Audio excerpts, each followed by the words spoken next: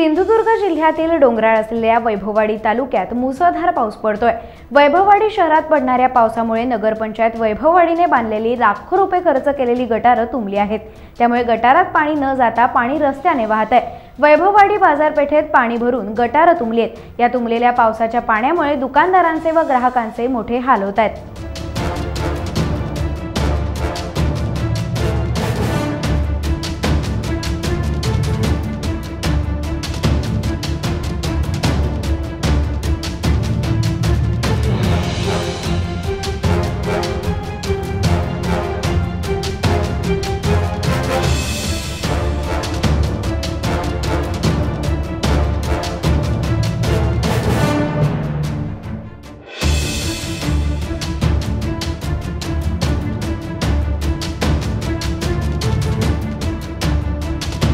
Times डिजिटलला like करा, share करा, subscribe करा आणि बेल आयकॉन दाबायला विसरू नका।